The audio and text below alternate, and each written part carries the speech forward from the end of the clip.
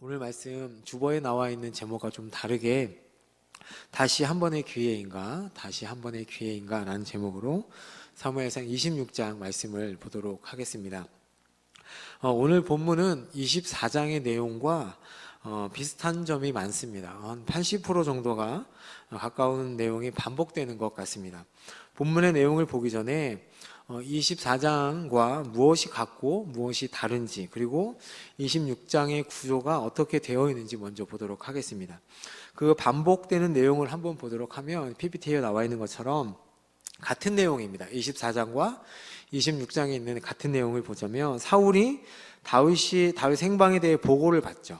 그리고 사울이 군인 3,000명을 데리고 다윗을 쫓겨내고, 다윗이 사울을 죽이고 갈등을 마무리할 수 있는 기회를 얻지만 다윗의 주변 사람들이 사울을 죽이라고 하지만 다윗은 하나님의 기름 부음 받은 사울을 죽이기를 거부합니다.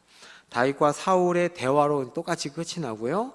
사울이 잘못을 다윗 앞에서 인정하는 내용이 24장과 26장의 내용이 똑같습니다. 이처럼 두 이야기는 많은 공통점을 가지고 있죠. 그래서 어떤 신학자들은 한 가지 이야기를 24장과 26장에 다르게 해석해서 적어놨다라고 얘기하고 있는데 전혀 그렇지 않습니다. 그렇게 보기에는 세부적인 사항이 너무 많이 다른 것을 볼 수 있는데요. 24장과 26장의 다른 점은 이렇게 나와 있습니다. 24장에 있었던 일은 엔게디에서 있었던 일이고, 오늘 26장은 십광야에서 있었던 일입니다. 그리고 사울이 다윗 앞에 나타나지만 24장에서는, 오늘 26장에서는 다윗이 스파이를 보내 사울을 찾아오게 됩니다. 물론 사울이 다윗을 찾으려고 왔지만 다윗이 먼저 사울에게 다가가죠. 그 다음에 24장에서는 사울 혼자 있었을 때 다윗이 그 옷깃을 베어갔지만, 오늘은 사울이 아브넬과 군인들과 같이 있습니다. 그리고 24장에서는 다윗이 사울의 옷깃을 베어냈고, 오늘 본문에서는 다윗이 사울의 물병과 창을 가져갑니다. 다윗이 굴 밖에서 사울을 불렀지만 오늘은 다윗이 아브넬과 군사들을 먼 곳에서 먼저 부르게 되고요. 24장에서는 사울이 다윗을 하나님이 세우신 왕으로 인정합니다. 오늘 26장에서는 사울이 다윗에게 복을 빌어주는 장면으로 마치게 됩니다. 비슷한 것 같지만, 똑같은 것 같지만 그 구체적인 내용을 보면 이제 다르다는 것을 많이 발견할 수 있습니다. 그래서 24장과 26장의 내용은 같은 이야기가 아니라 다른 내용이다라는 것입니다. 그러니까 두 개의 다른 사건을 같은 형식의 방식으로 적어 놓았기 때문에 이렇게 같은 것처럼 보이는 것이죠. 본문에 기록된 사건을 통해서 다윗은 사울과 이제 마지막으로 만나게 됩니다. 처음에 제가 주보에 내었던 그 제목이 뭐였냐면 마지막 만남이었는데요. 그것에서 유래했습니다. 다윗과 사울이 이 만남을 끝으로 다시 만나지 않게 됩니다. 왜냐하면 다윗은 블레셋 땅으로 가서 사울이 죽은 후까지 계속 그곳에 머물러 있었기 때문입니다. 26장, 오늘 26장은 세 단락의 대화로 구성되어 있습니다.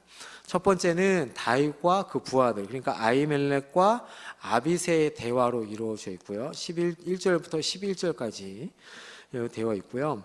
두 번째는 다윗과 아브넬의 대화, 14절부터 16절까지 내용입니다. 그리고 세 번째는 다윗과 사울의 대화로 끝을 맺고 있습니다. 17절부터 25절까지 말씀입니다. 그러면 이거 똑같은 내용일 것 같지만 다른 말씀을 하시는 이 오늘 본문을 통해서 오늘 우리에게 무슨 말씀을 하시는지 저와 여러분이 같이 말씀을 듣는 시간이 되기를 바랍니다. 오늘 이 26장 전에 25장에서 어떤 내용이 있었냐면, 나발이 죽은 후에 다윗은 아비가일을 아내로 얻습니다. 그러나 여기에는 다윗 개인의 아픔이 하나 있습니다. 자기의 첫 번째 아내요 사울의 딸이었던 미갈과 헤어져서 도망자의 신사가 된 지도 아마 많은 시간이 지났을 것입니다. 성경이 분명하게 시간의 흐름을 기록해 놓지 않았기 때문에 어느 정도 시간이 지났다라고 말할 수는 없지만 아마 많은 시간이 지났을 것입니다.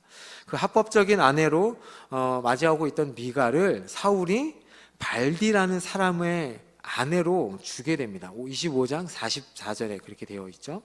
이것은 다윗에 대한 아주 모욕적인 행위였습니다. 사울이 다윗에게 대한 모욕을 주는 행위였습니다. 우리는 이 본문을 볼 때 이 사실을 염두에 두고 26장을 봐야 하는 것입니다.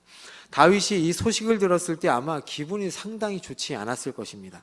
아마 되게 치욕감이 들었을 거예요. 자기의 아내를 자기와 상관없이 다른 사람에게 줬으니까요. 이런 와중에 10 사람들이 또 다시 사울에게 다윗이 있는 곳을 밀고 하게 됩니다. 오늘 본문 26장 1절이죠. 10 사람들이 다윗이 있는 곳을 사울에게 고발했다라고 얘기합니다. 그래서 사울은 다시 3,000명의 군사를 가지고 다윗을 쫓아가게 됩니다. 여기서 먼저 이 10 사람들은 어떤 사람들인가 하면 유다 지파 사람 갈렙에서 비롯된 사람들입니다. 그러니까 다윗과 같은 지파의 사람들이죠. 그런데 저번에도 그렇고 다윗을 밀고 하는 자들이 되어서 다윗을 배반하는 민족이 된 것입니다. 이들은 강력한 힘을 가지고 있는 사울에게 아부함으로써 현실적인 이득을 누리기 위해서 40km나 떨어져 있는 그 먼 거리에 있는 사울에게 가서 다윗을 밀고 하고 있는 것을 저희가 보게 됩니다. 그렇다면 다윗이 몇 번씩이나 사울에게 자신은 결코 위협적인 존재가 아님을 고백하고 24장에서도 자신을 죽이지 않고 살려주는 것을 보면서 다윗이 나는 무고한 자다라고 계속 얘기했는데도 불구하고 사울은 왜 다윗을 끝까지 왜 죽이려고 했을까요? 왜 자신의 왕권에 가장 큰 위협이 되는 존재로 다윗을 생각하고 있었을까요? 아마 무엇보다도 다윗에 대한 여호와의 그 은총과 섭리에 대한 시기심 때문이 아니었을까라는 생각을 합니다. 자신은 여호와로부터 버림을 받았는데 나를 버리신 여호와는 다윗의 편에 서서 모든 것을 이루어 가시는 것을 볼 때 여호와께서 사랑하시는 그 여호와를 미워하기보다는 다윗이 너무너무 미워 보이는 것이죠. 자신을 사랑해야 할 하나님이 다른 대상을 사랑하는 것이 너무너무 싫은 것이었을까요? 사울은 자신이 잘못하고 있다는 것을 알면서도 계속해서 그 죄를 멈추지 못하고 있는 것을 오늘 본문을 통해서 볼 수 있습니다. 다윗은 이제 자신을 죽이러 3,000명의 군사를 이끌고 온 사울의 군대 진영에 정탐을 보내요. 사울과 그 군대의 움직임을 파악한 후에 밤이 되자 그 진영에 들어가 볼 생각을 합니다. 함께 가기로 지원한 아비새를 데리고 사울의 진영에 이르렀는데 사울은 물론이거니와 사울을 지키고 있던 아브넬과 그 군대 3,000명이 모두 다 하나같이 깊은 잠에 들어 있습니다. 여기서 잠에 들게 했다라는 이 단어가 어디에서 나오냐면 창세기에 나옵니다. 하나님께서 아담의 갈비뼈를 취하여 하와를 지으실 때 아담을 깊이 잠들게 했다라는 그 단어와 똑같은 단어를 쓰고 있습니다. 이 단어가 중요합니다. 조금 후에 이제 설명드리도록 하겠습니다. 그래서 다윗과 아비새는 이렇게 푹 잠들어 있는 사울 왕의 곁에까지 갈 수 있었던 것이죠. 한참 이 다윗의 마음을 상할 대로 상하게 했던 이 사울 왕, 그가 이번에는 다윗 앞에서 아예 그냥 드러누워 자고 있습니다. 아주 얼굴을 보니까 원수도 이런 원수가 없을 것이죠. 그렇죠? 아마 죽이고 싶었을 것입니다. 지난번에 살려주었을 때는 소리 높여 울면서 다윗 앞에 뉘우쳤죠. 근데 결국 이 인간이 그에게 돌려준 것은 또 상처만 다윗에게 주었죠. 그 원수가 지금 눈앞에 누워 있습니다. 그리고 그 옆에는 사울이 지니고 다니고 있던 자신을 죽이려 했던 그 창이 땅에 꽂혀져 있습니다. 여러분이라면 어떻게 하겠습니까? 다윗의 심정을 아는지 아비새는 이렇게 다윗에게 조용하게 속삭이죠. 8절입니다. 8절 다 같이 한번 읽어보겠습니다. 시작. 하나님이 오늘날 당신의 원수를 당신의 손에 붙이셨나이다. 그러므로 청하오니 나로 창으로 그를 찔러서 단번에 땅이 꽂게 하소서. 내가 그를 2번 찌를 것이 없나이다. 이미 다윗이 하나님의 기름 부음 받은 왕 사울을 향해서 가지는 원칙을 아비새는 알고 있었습니다. 그래서 아비새는 다윗이 직접 죽이지 않아도 자기 손으로 한 번이면 됩니다. 한 번만 찌르면 다 끝낼 수 있습니다 라고 얘기하고 있습니다. 그런데 중요한 게 바로 이때입니다. 이때가 우리에게, 다윗에게 있어서 또한 우리에게 있어서 분별이 필요한 때입니다. 이것이 하나님께서 다윗에게 주는 두 번째 기회일까요? 다시 주시는, 하나님께서 주시는 기회일까요? 아니면 하나님께서 다시 한번 다윗을 시험하는 시기일까요? 어떻게 해야 할까요? 만약에 여러분이라면 어떻게 하시겠습니까? 여러분의 원수가 우리 앞에서 이렇게 자고 있다면 어떻게 하시겠습니까? 나의 철천지 원수 같은 사람에게 복수할 기회가 주어진다면, 정말 죽이고 싶은 너무너무 미운 사람이 내 앞에 있는데 복수할 기회가 주어진다면 여러분은 어떻게 하시겠습니까? 먼저 우리가 생각해야 할 것은, 다윗이 처음 사울을 죽일 수 있는 기회를 포기했을 때 다윗은 사울에게 무엇을 기대했을까요? 그때 분명히 사울은 많은 군인들 앞에서 자신의 죄를 뉘우쳤고 공개적으로 울면서 회개했습니다. 그러니 다윗이 그에게 기대할 만한 것은, 이제 사울은 나를 쫓아오지 않겠지, 나를 편하게 생각하겠지라는 생각을 했을 것입니다. 다윗이 왕이 될 것을 안다고도 사울이 얘기했습니다. 그런데 이후에 사울은 다윗의 아내 미갈을 다른 남자에게 주었죠. 다시 다윗을 잡으려고 3,000명의 군사를 데리고 오늘 또 쫓아왔습니다. 분명히 다윗의 기대는 깨졌습니다. 사울은 다윗이 베풀었던 그 선을 악으로 다시 갖고 있는 것이죠. 사울을 향해서 가졌던 그 기대가 큰 만큼 다윗은 이 두 번째 기회, 혹 두 번째 시험을 아마 이기기 힘들었을 것입니다. 그렇지 않겠습니까?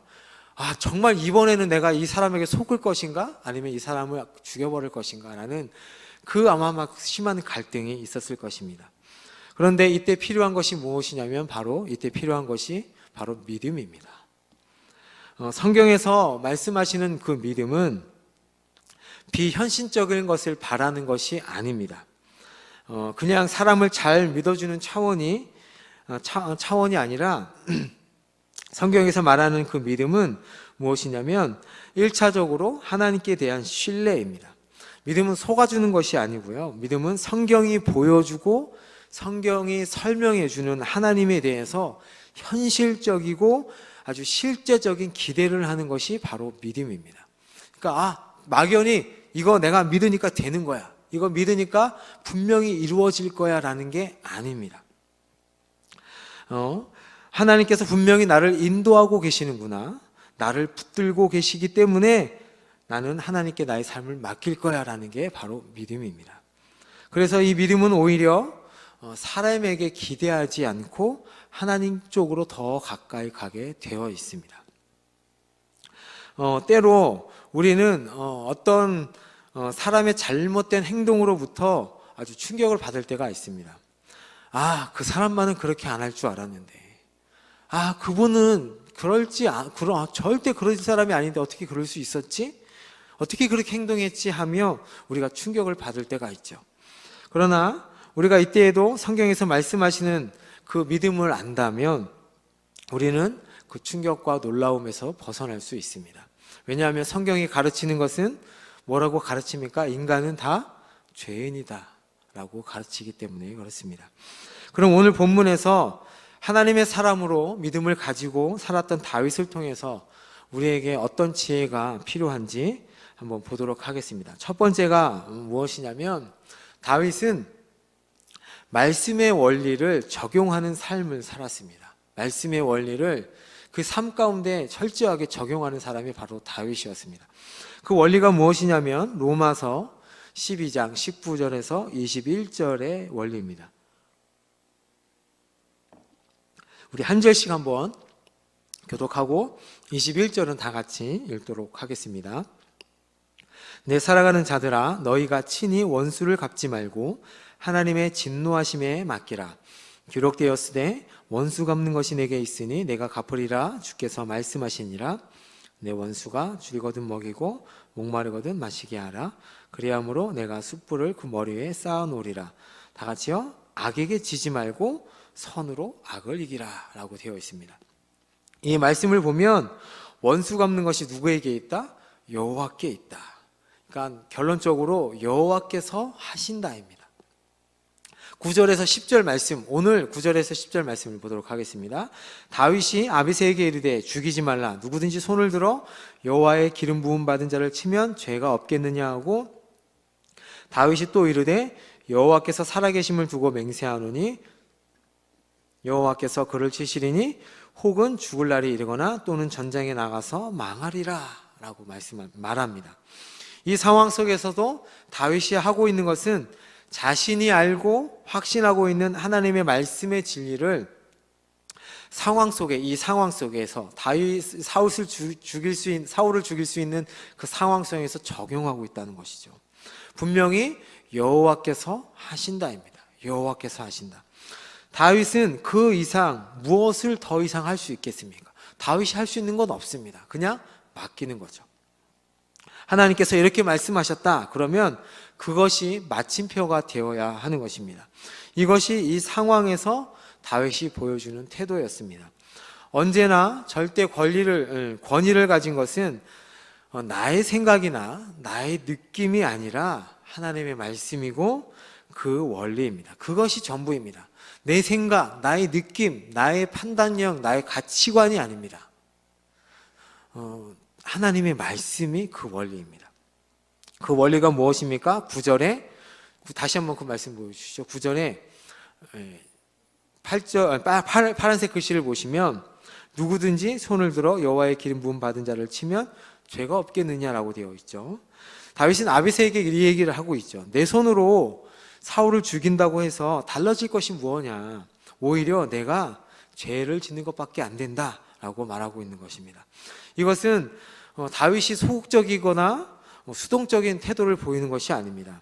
다윗의 그 다음 말이 그것을 입증하죠. 10절에 보시면 빨간색 글씨 보시면 여호와께서 뭐라고요? 사시거니와 여호와께서 그를 치시리니 혹 죽을 날이 이르거나 혹 전장에 들어가서 망하리라.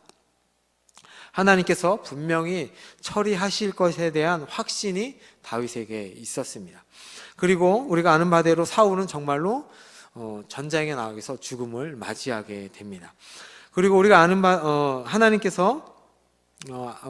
바대로 하나님께서 분명히 하신 것이죠. 여기서 다윗이 보여준 것을 다른 말로 하자면 분별하는 신앙이라고 할 수 있습니다. 이것이 두 번째 기회이든 세 번째이든 네 번째이든 마찬가지입니다. 처음처럼 하나님의 말씀의 원리를 언제든지 똑같이 그때그때 적용하면 된다는 것이죠. 거기에 핑계는 필요하지 않습니다. 왜? 하지만, 그래서, 그렇지만 이 올 필요가 없습니다. 하나님께서 이렇게 말씀하셨다 하면 그것으로 마침표를 찍고 상황을 종료하면 되는 것입니다. 우리 마음 가운데 이렇게 하는 것이 하나님의 뜻이지, 이것이 하나님이 원하시는 것이지 라는 생각이 든다면, 이게 우리 마음 가운데 하나님의 말씀이 생각난다면, 내가 어떻게 해야 될지 모를 때 하나님의 말씀이 생각난다면 그것으로 행하고 마침표를 찍으시면 됩니다. 그런데 그렇게 하지 못하기 때문에 우리에게 문제가 생기죠. 그것은 우리 안에 있는 내가 살아있기 때문에 그렇습니다. 자기 부인이 없기 때문에 문제가 생기는 것입니다. 지금 우리가 살고 있는 이 시대는 어떻게 보면 자기 부인의 시대가 아니라 자기를 드러내는 시대라고 할 수 있습니다. 무엇을 해도 자신이 드러나야 하죠. 내 의견이 드러나야 되고, 내 업적이 드러나야 되고, 내가 행한 일이 알려져야 되고, 다른 사람보다 나의 뜻과 나의 생각이 중요한 시대가 바로 지금 우리가 살고 있는 시대입니다. 그래서 우리는 자기를 부인한다는 말의 뜻을 이해하지 못한다는 게 아니라 어찌 보면 진짜로 잘 알지 못한다고 할 수 있습니다. 그래서 언제나 믿는다고 우리가 얘기하고 있지만 결국은 자기 생각, 자기 고집, 자기 성질이 언제나 하나님의 말씀을 이기고 있는 것이죠. 왜냐하면 내가 중요하기 때문에 그렇습니다. 나가 중요하기 때문에, 자기 애가 아주 강하기 때문에 그렇습니다. 우리는 지금 그런 시대를 살고 있습니다. 그렇게 하면서도 사람들은, 믿음의 사람들도 마찬가지죠. 하나님을 전혀 두려워하지 않습니다. 왜냐하면 하나님의 뜻이 우선이 아니고 내 뜻이 우선이기 때문에 그렇습니다. 자신이 그렇게 행하고 있는 것이 맞다고 생각하며 살아가고 있습니다. 오늘 본문 12절에서 우리가 12절을 주목해서 봐야 하는데요. 아까 제가 말했던 말씀입니다. 뒤쪽에 보시면 여호와께서 그들을 깊이 잠들게 하였으므로 그들이 다 잠들어 있었기 때문이었더라 되어 있습니다. 이는 여호와께서 그들로 깊이 잠들게 하셨었다라고 되어 있죠. 여호와께서. 이 말씀은 이 상황을 누가 주관하고 있다는 것입니까? 하나님께서 이 상황을 주관하고 계시고 있다는 말씀이죠. 다른 말로 하자면 하나님께서 다윗을 시험하기 위해서 주신 상황이라는 것입니다. 다윗은 사울의 군대 3,000명이 한 명도 빠짐없이 3,000명이 깊이 잠든 것을 보고 이렇게 생각하지 않았겠습니까? 이것은 분명히 하나님께서 하시는 것이구나. 하나님께서 이들을 잠재우셨구나 라는 생각을 분명히 했을 것입니다. 우리가 결과를 알듯이 다윗은 결국 사울의 창과 물병만 가지고 사울의 진에서 물러나왔습니다. 다윗이 보여주는 태도야말로 하나님께서 기뻐하시고 하나님의 마음에 드는 태도인 것이죠. 다윗은 철저하게 매 순간 하나님의 권위를 의식하고 있었고 그 권위를 존중하여서 선택하고 결정한 모습이 오늘의 모습입니다. 우리가 하나님의 권위를 인정하고 존중한다면 하나님이 우리의 삶에 있어서 우리의 우선순위라면 우리가 어떻게 행해야 할지를 분명하게 알게 된다는 것입니다. 다른 말로 하자면 어떤 상황에서건 분별이 쉬워지는 것입니다. 무엇이 우선시 되었을 때요? 하나님이 우선시 되었을 때, 하나님의 권위가 우선시 되었을 때 어떻게 해야 할지 분별이 간다는 것입니다. 자, 두 번째는 정말 이 일이 하나님의 일인가 사람의 일인가를 분별하고 있다는 것입니다. 지금 내가 당하고 있는 이 모든 상황이 하나님께로부터 일어난 일인가 아니면 못된 몇몇 사람들을 통해서 일어난 일인가 하는 문제입니다. 즉 지금 내가 이렇게 쫓기고 있는 이런 비참한 상황이 하나님께서 사울을 부추겨서 그렇게 하시는 일인가 아니면 그저 사울의 주변에 있는 간신배들이 부추겨서 이렇게 된 것인가 하는 생각이 다윗에게는 분명히 있었습니다. 이것이 다윗이 19절에서 사울에게 말하는 내용입니다. 19절 말씀을 다 같이 한번 읽어보겠습니다. 시작. 원하건대 내 주 왕은 이제 종의 말을 들으소서. 만일 왕을 충동시켜 나를 헤아려 하느니가 여호와시면 여호와께서 제물을 받으시기를 원하이다마는 만일 사람들이면 그들이 여호와 앞에 저주를 받으리니 이는 그들이 이르기를 너는 가서 다른 신들을 섬기라 하고 오늘 나를 쫓아내어 여호와의 기업에 참여하지 못하게 함이니이다. 아마 두 가지 중에 하나일 것입니다. 하나님의 뜻이라면 거기에는 여지가 없죠. 이 일이 하나님의 뜻이 이루어지리다라는 것이 다윗의 태도입니다. 다윗이 자기 뜻에 맞기 때문에 그렇게 말하는 것이 아닙니다. 자기를 죽이는 것이 하나님의 뜻이라면 자기가 제물이 되겠다라고 말하고 있죠. 우리가 어떤 상황을 만나든지 가져야 하는 중요한 태도가 바로 이런 태도입니다. 하나님의 뜻이 이루어지다 하는 것입니다. 너희는 먼저 그의 나라와 그의 의를 구하라. 이것이 주님께서 가르쳐 주셨을 뿐만 아니라 직접 십자가를 지시기 전에 하셨던 말씀이기도 합니다. 그러나 또 하나 변수가 있습니다. 그것은 하나님께서 지금 자신을 이렇게 쫓기게 하시고 죽게 하시는 것을 원하시는 것이 아니라면, 인간들이 악심을 사울에게 부추기는 거라면 그들은 하나님의 저주를 받아야 한다고 단호하게 선포하면서 얘기하고 있다는 것입니다. 하나님께서 갚아주실 것이다 라고 말하고 있는 것입니다. 여기서도 다윗은 원수 갚는 것이 누구에게 있다? 하나님께 있다고 인정하고 고백하고 있는 것입니다. 우리가 만나는 모든 상황 속에서 생각하고 분별해야 하는 기준이 바로 이것입니다. 이것이 하나님으로 말미암은 것인가 아니면 사람들이 하는 짓인가 하는 것입니다. 전자라면 간단하죠. 그 뜻대로 되어야 합니다. 그러나 사람들로 말미암은 것이라면 그들은 분명히 하나님의 심판을 받게 될 것입니다. 여기서 다윗이 붙들고 가는 것이 무엇입니까? 하나님의 바로 주권입니다. 신앙은 본질적으로 하나님의 주권을 믿는 것입니다. 결국 하나님이 원하시는 대로 하실 뿐만 아니라 모든 악을 심판하시고 바로 잡으신다는 것을 다윗은 믿고 있는 것입니다. 그러므로 우리가 믿는 것은 악인들의 소행이 맞을지라도 하나님께서 그것을 허용하심으로 우리가 고통을 당한다 할지라도 반드시 하나님께서 그 일을 통하여서 하나님의 선을 이루신다는 것을 우리는 믿고 가야 하는 것입니다. 다윗이 바로 그런 것이죠. 내가 사울의 손에 죽는 것이 하나님의 뜻이라면, 그것이 하나님의 계획이라면, 그것을 통해서도 하나님의 뜻이 이루어진다면 나는 죽겠다는 것입니다.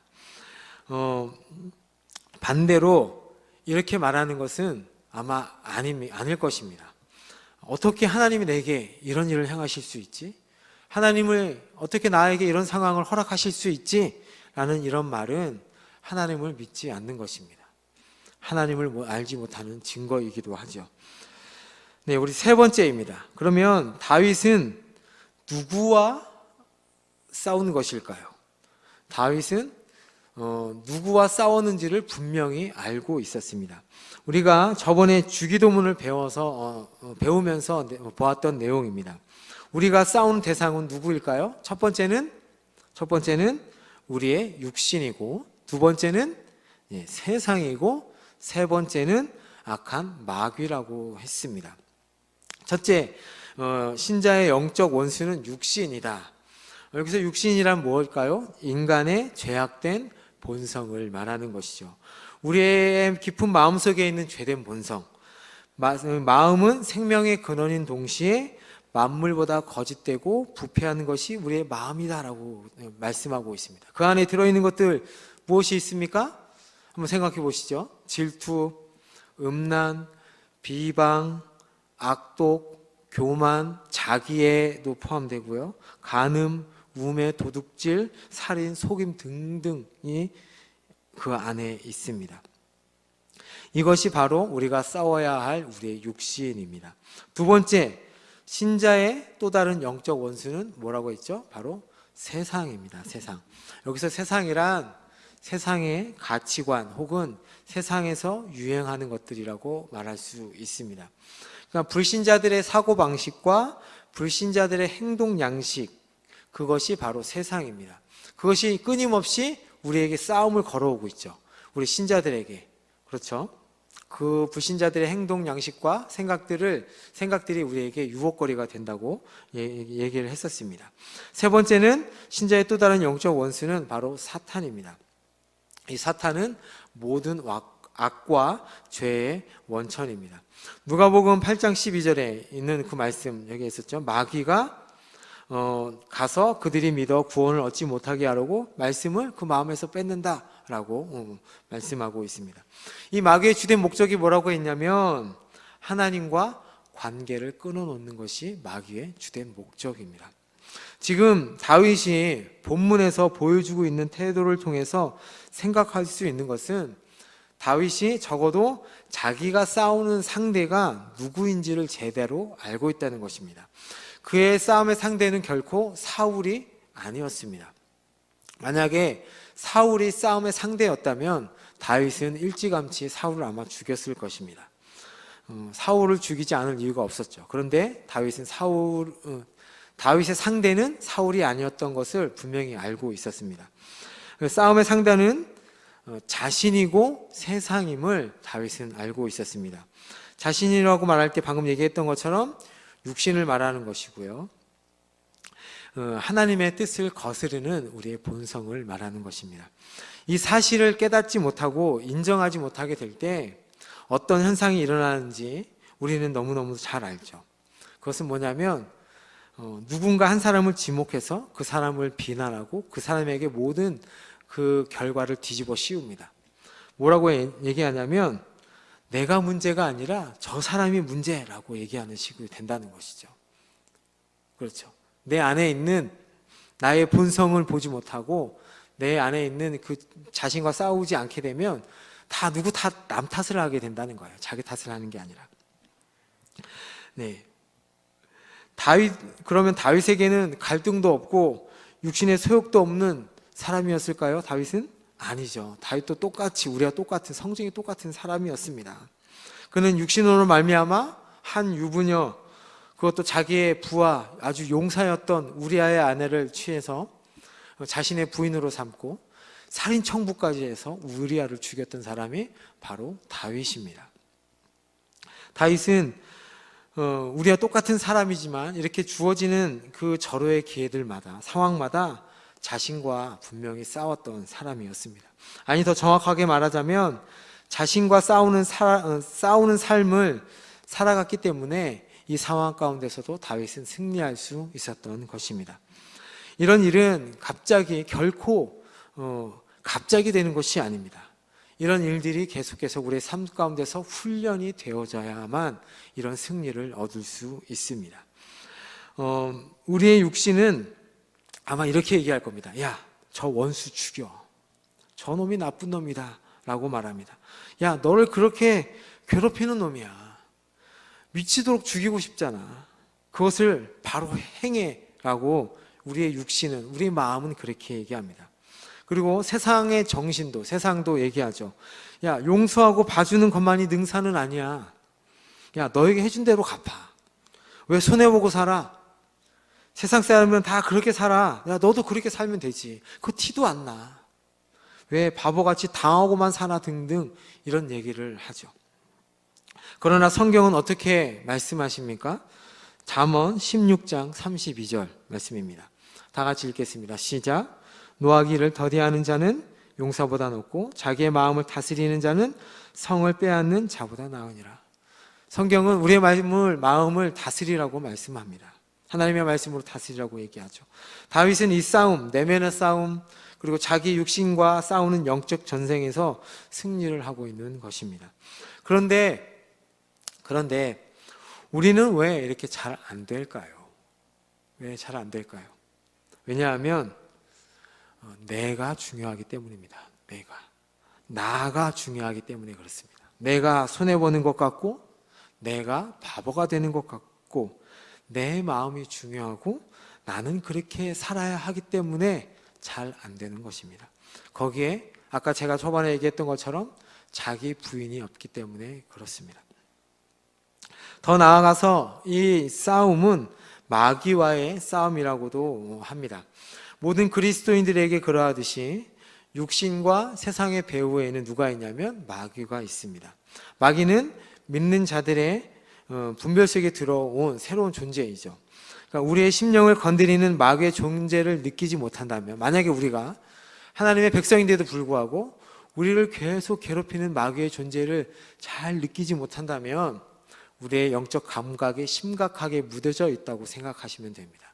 심각한 경보음이 울리셔야 합니다. 경보음을. 본질적으로 이 다윗이 당하고 있는 이 모든 어려움들은 영적인 의미를 가지고 있습니다. 실로 다윗은 영적 싸움의 한 가운데에 있는 것이죠. 싸움의 상대는 사울이 아니라 바로 자신과의 싸움이었고 세상과의 싸움이었고 영적으로는 마귀와의 싸움이었다는 것입니다. 다윗의 눈앞에 보이는 것은 사울이지만 그가 싸움의 대상이 아니고 바로 마귀였다는 것을 인식하고 있어야 합니다. 우리가 하나님의 자녀라면, 그리고 하나님을 진정으로 만나고자 하는 사람들이라면 분명히 기억해야 하는 건 사실인데, 우리의 대적은 사람이 아니라 바로 마귀라는 사실을 꼭 기억하시기를 바랍니다. 우리가 겸하고 살아가는 이 모든 사건들 가운데 누가 있냐면 이 악한 존재가 있다는 것을 기억하시길 바랍니다. 언제든지 우리의 눈에 거슬리고 우리의 마음을 상하게 하고 우리를 어렵게 만드는 눈에 보이는 인물이 우리가 싸워야 할 상대가 아니라는 것을 우리가 분별해야 될 줄로 믿습니다. 마귀는 우리의 눈에 보이는 사람을 통해서 자기 자신을 보지 못하도록 하는 존재가 바로 마귀입니다. 사람을 보게 하죠. 마귀라는 존재, 자기 자신의 존재를 보지 못하게 하는 게 마귀의 전략입니다. 이러한 분별을 갖게 되면 결국에는 우리는 무엇을 하게 되냐면 다른 사람을 사랑할 수 있게 됩니다. 자신과 싸우는 것, 그리고 세상과 싸우는 것, 마귀와 싸우는, 그리고 이런 분별을 하게 되는 것을 할 수 있게 되면 다른 사람을 사랑할 수 있게 된다는 것입니다. 어떤 특정한 사람이 내가 싸워야 하는 싸움의 상대라고 만약에 생각한다면, 내 대적이 사람이라고 생각하면 우리는 절대로 그 사람을 사랑할 수 없습니다. 하나님께서 너 이웃 사랑해야지, 이웃 사랑해 얘기하지만 그 대상이 그 사람이라고 생각하면 절대로 우리는 그 말씀을 지킬 수가 없습니다. 만약 우리가 누군가를 미워하거나 마음으로 비난하고 있다면 우리는 하나님의 말씀의 그 길에서 벗어나고 있다고 생각하셔야 합니다. 그 사람이 누구이건 간에 그 사람은 우리의 싸움의 상대가 아니라는 사실을 우리는 분명히 분별해야 합니다. 우리의 싸움의 본질이 무엇인지, 이 싸움의 대상이 누구인지를 분별하게 시작한다면 우리에게 변화되는 행동이 하나 나타나는데, 그것이 무엇이냐면 기도하게 되는데요. 비로소 기도하게 되는데 다른 사람을 위해서 진정으로 기도하게 되게 됩니다. 우리 로마서 12장 14절, 17절, 20절의 말씀을 한번 읽어보도록 하겠습니다. 시작. 너희를 핍박하는 자를 축복하라. 축복하고 저주하지 말라. 아무에게도 악을 악으로 갚지 말고 모든 사람 앞에서 선한 일을 도모하라. 내 원수가 주되고 먹이고 목마르거든 마시우라. 이런 이 말씀대로 행할 수 있게 된다는 것입니다. 자, 그러면 지금까지 다윗의 모습을 봤는데요. 누가 또 주인공이죠? 사울입니다. 이 사울은 분별력이 없었던 사람이죠. 이 사울은 자신이 최고라고 생각했던 사람인데 인생의 비참함을 가장 잘 보여주는 인물이 바로 사울이기도 합니다. 이 땅에 사는 사람들의 모습이 바로 이 사울의 모습이 아닐까 생각합니다. 자신은 그래도 괜찮은 사람이다. 이 정도면 다른 사람들이 보기에 괜찮지 않나? 그래도 이 정도면 선하게 살고 있지 않나? 선방하며 살고 있지 않나? 라고 하는 사람이 바로 사울입니다. 그런데 비참한 삶을 살았던 사람이 바로 사울이라는 것이죠.